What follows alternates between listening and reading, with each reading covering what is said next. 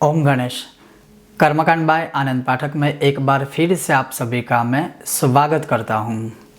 अब घर के अंदर हम कितनी मूर्तियाँ रख सकते हैं या पंच देवता के संदर्भित या पंच देवता के संदर्भ में हमारे शास्त्र क्या कहते हैं और पंच देवता का महत्व क्यों इतना अधिक है और होना भी चाहिए और हमें पंच देवता की उपासना अवश्य ही करनी चाहिए, भले ही कोई संप्रदाय हो या कोई ऐसा व्यक्तित्व या मनुष्य हो कि जो आपको ये सिखाए ब्रेन वॉश करके कि आप इस देवता को पूजिए, इस बाकी सारे को मत पूजिए।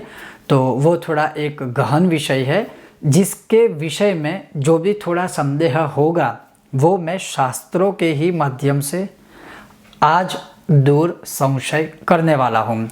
विषय वीडियो पसंद आए लाइक कीजिएगा, शेयर कीजिएगा, चैनल पर नए हो तो सब्सक्राइब करके घंटी का आइकन अवश्य दबाइएगा। तो चलिए शुरू करते हैं।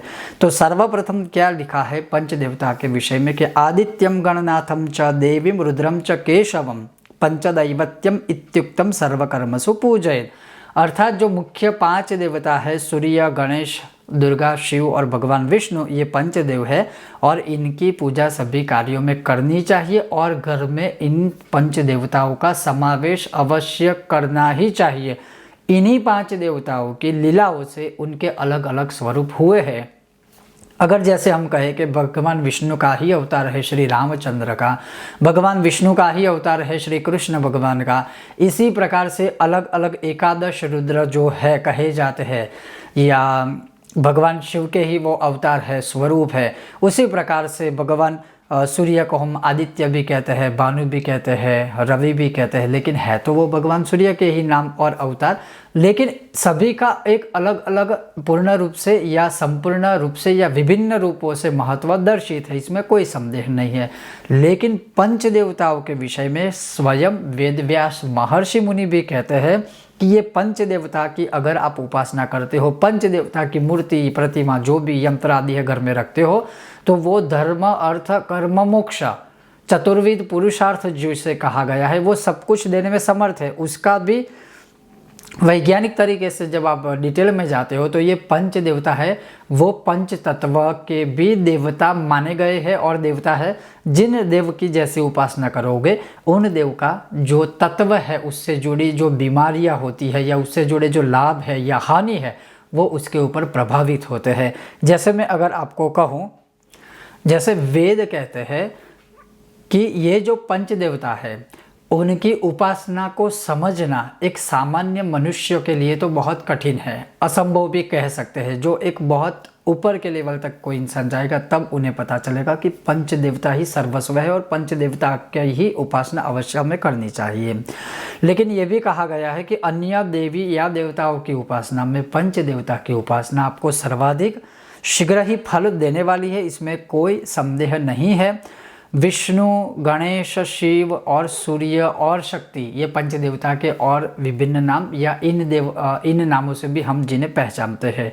अब जैसे पंचदेव है उनकी पंच प्रकृति या पंच तत्व है, जैसे आकाश है, वायु है, अग्नि है, जल है, पृथ्वी है इत्यादि पंचभूतों के अधिपति भी यही पंच देवता है। जैसे सूर्य भगवान वायु तत्व के अधिपति है, इसीलिए भगवान सूर्य को प्रातः काल हम अर्घ्य आदि देते हैं तो हमें, और जैसे लिखा भी है कि आरोग्यम भास्कर आदि, अर्थात आपको स्वास्थ्य अच्छा रखना है, शारीरिक सुख आपका सही रहे, स्वास्थ्य से संदर्भित, तो आपको सूर्य उपासना करनी चाहिए। और इसीलिए अगर वायु प्रकृति का कोई संदर्भित आपके शरीर में रोग प्रवेश कर रहा है या वायु से संबंधित कोई भी चीज़ है तो भगवान सूर्य की उपासना कीजिए, अवश्य ही आप उसके दुर्गुण से आप बच पाओगे और उसका शुभ फल प्राप्त कर पाओगे। उसी प्रकार से जल तत्व के जो देवता है वो भगवान श्री गणेश है और इसीलिए सर्वत्र पूरी सृष्टि में देखें तो सर्वत्र अत्र तत्र सर्वत्र अधिक से अधिक जो स्वरूप है वो जल का ही पृथ्वी पर है। तो अगर गणेश जी की उपासना करते हैं तो जल से जुड़ी समस्या या शारीरिक रूप से शरीर में संबंधित जो जल है, जो पानी है, उससे जुड़ी कोई भी शारीरिक समस्या है उसमें कहीं ना कहीं आपको समाधान प्राप्त हो सकता है। और ये भी कह सकते हैं कि निर्विघ्नम कुरु मे देव, सभी प्रकार के जो विघ्न है उसको दूर करके हम भगवान गणेश की आराधना कर सकते हैं, क्योंकि वह जल तत्व के देवता है। इसी प्रकार से माँ दुर्गा अग्नि तत्व की अधिपति मानी गई है, और इसीलिए हम यज्ञ के द्वारा पंच देवता की जो देवी दुर्गा है उनको प्रसन्न करने का प्रयत्न करते हैं। उसी प्रकार से भगवान शिव जी है जो पृथ्वी तत्व के देवता है। इस पृथ्वी पर सर्वस्व शिव शिव शिव ही है। तो इस पृथ्वी पर रहकर अगर पृथ्वी पर हमें सुख भुगतना है तो शिव के अलावा और कोई मार्ग नहीं है। तो इसीलिए हम पार्थिव रूप में भी इसी पृथ्वी की मिट्टी लेकर पार्थिव लिंग बनाकर हम शिव की पूजा करते हैं, जो एक अमोघ प्रयोग बताया है शिव पुराण से लेकर बहुत सारे ग्रंथों में। उसके पश्चात भगवान श्री हरि विष्णु है जो आकाश तत्व के अधिपति है। इसीलिए भगवान विष्णु की अलग अलग स्तुतियों द्वारा गान किया जाता है। और बहुत बार आपने देखा होगा कि जब भी कोई बड़ी स्तुति आदि होती है तो विष्णुवादी देवताओं का उसमें प्रयोग किया गया है कि पुष्प वर्षा आदि बरसाते हैं, जैसे बहुत सारे आपने मूवीज़ में या सीरीज़ में देखा होगा। तो कहने का तात्पर्य सिर्फ इतना है कि जो पंच तत्व भी है उन पंच तत्वों के अधिपति भी पंच देवता ही बताए हैं। और आप खुद सोचिए कि किसी एक ही देवता को अगर आप पूजोगे इन 5 देवों में से, तो बाकी के जो तत्व है उससे जुड़ी हुई समस्या का सामना तो करना ही पड़ेगा, इसमें कोई संदेह नहीं। हाँ, इष्ट देवता एक ही होने चाहिए। आप नमन सबको करें लेकिन ध्यान किसी एक का धरिए। लेकिन ये भी कहा है कि एका मूर्ति न संपूज्या गृहिणा श्रेष्ठमिच्छता अनेक मूर्ति संपन्न सर्वान कामन वाप्नुयात्। जैसे हम बहुत सारे त्यौहार मनाते हैं, उसी प्रकार से त्यौहार के अनुसार जो देवी देवता है उनके त्यौहार होते हैं। जैसे सावन माह है शिव जी का है, नवरात्रि है माँ दुर्गा की है, गणेश जी के जो 10 दिन है वो भगवान गणेश जी के हैं। वैसे ही विभिन्न विभिन्न देवी देवताओं के सारी चीज़ें आती रहती है। तो उसके अनुसार तो उन देवी देवताओं की पूजा करनी ही चाहिए। लेकिन आपके जो इष्ट देवता है या हम जिसे अपना इष्ट देवता मानते हैं उनकी पूजा तो सदैव नित्य पूर्ण श्रद्धा से करनी ही चाहिए। लेकिन अगेन मैं कहता हूँ कि घर के मंदिर में पंच देवता का होना आवश्यक है, पंच देवों की उपासना आवश्यक है।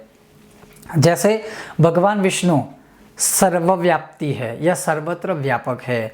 भगवान शिव जिसका नाम ही कल्याण है, कल्याणकारी है, सभी का कल्याण करना, उनकी शरण में जो जो गए हैं उन्होंने सदैव सभी का कल्याण किया है, चाहे वो देव है, चाहे वो राक्षस है, चाहे वो देवता है या देवी कोई भी है। उसी प्रकार से गणेश जी सिद्धि बुद्धि शुभ लाभ और शुभ और लाभ के प्रतीक है, और गणेश जी के शरण में जो गया है उन्हें सर्वस्व प्राप्त हुआ ही है और सभी प्रकार के गुणों के वो स्वामी है। भगवान सूर्य जिसके बिना सब अंधकारमय है, जगतस्थस्थो कश्च वेद यह कहते हैं भगवान सूर्य के विषय में, जो जगत की आत्मा है, जगत की आंखें है। सूर्य बिना क्या होता है वो हमें अच्छे से पता है, अधिक बोलने की आवश्यकता नहीं है। फिर शक्ति सारी चीज़ें हैं, कल्याणकारी से लेकर कल्याण से लेकर उजाले से लेकर सर्वत्र व्याप्ति से लेकर सब कुछ शरीर में सर्वत्र, आपके शरीर में सर्वत्र व्यापक है। लेकिन शक्ति नहीं है तो आप खड़े भी नहीं हो पाओगे। तो माँ दुर्गा शक्ति, तो ये जो है वो पंच देवता में ही सर्वस्व समावेशित किया गया है। और इसी वजह से इन पंच देवों की उपासना करनी चाहिए। जो शैव संप्रदाय से जुड़े हैं या जो शिव की उपासना करते हैं उन्हें शैव संप्रदाय कहते हैं। जिस प्रकार से माँ दुर्गा की कोई उपासना करते हैं तो वो शाक्त संप्रदाय से है, जो माँ दुर्गा के ही विभिन्न स्वरूप की पूजा उपासना करते हैं। जैसे भगवान विष्णु के स्वरूप की जो उपासना करते हैं, चाहे वो कृष्ण हो चाहे वो राम हो, और उन्हें फिर वैष्णव कहा जाता है। इसी प्रकार से भगवान शिव के अलग अलग रूपों की उपासना करते हैं, उसे शैव भक्त या शिव भक्त कहा जाता है।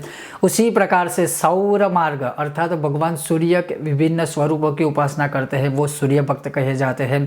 और उसी प्रकार से भगवान गणेश या गणेश जी के विभिन्न मंत्रों या स्वरूपों की जो उपासना करते हैं उन्हें गणपत्य संप्रदाय अर्थात गणपति के संप्रदाय से उन्हें माना जाता है। कहने का तात्पर्य है, मान लीजिए कि आपके भगवान इष्ट राम या कृष्ण है तो आप वैष्णव ही कहलाओगे। भले ही वैष्णव की परिव्याख्या जो लोग अपने अपने फायदे के लिए अलग कर रहे हैं ब्रेन वॉश करके, वो एक अलग तात्पर्य अलग बात है। लेकिन विषम हणति इति विष्णु, जो विष को हरे वो वैष्णव है या जो विष को हरे वो विष्णु है, या जो भगवान विष्णु की उपासना करे वो वैष्णव संप्रदाय है, और उसके ऊपर किसी एक का पेटेंट नहीं है। उसी प्रकार से जो कल्याण चाहते हैं, जो शरण में गए हैं, जिन्हें कोई मोक्ष संसार मोह माया की अपेक्षा नहीं है, वो है शैव। संसार में रहकर सर्वस्व की प्राप्ति करनी है, सिद्धि बुद्धि विद्या धन पुत्र मोक्ष, उन्हें गणपतीय धर्म कहते हैं। और जिन्हें शक्ति प्राप्त करनी है, सर्वस्व सभी प्रकार से शक्ति चाहिए, तो उसे दुर्गा संप्रदाय से शाक्त संप्रदाय से कहते हैं। और जिन्हें तेज चाहिए, जिन्हें तप चाहिए, जिन्हें आरोग्य चाहिए, जिन्हें बल चाहिए, जो सूर्य की उपासना करते हैं उसे सौर उपासक या सौर धर्म कहते हैं। कहने का तात्पर्य यही है कि पंच देवताओं की हमारे घर में, हमारे जीवन में, घर के मंदिर में बहुत ही महत्वपूर्ण व्याख्यान के साथ जो मैंने आपको बताया हमारे शास्त्रों में दर्शित है, उसी प्रकार से उसी कामना हेतु पंच देवों की स्थापना घर में होनी ही चाहिए, करनी ही चाहिए।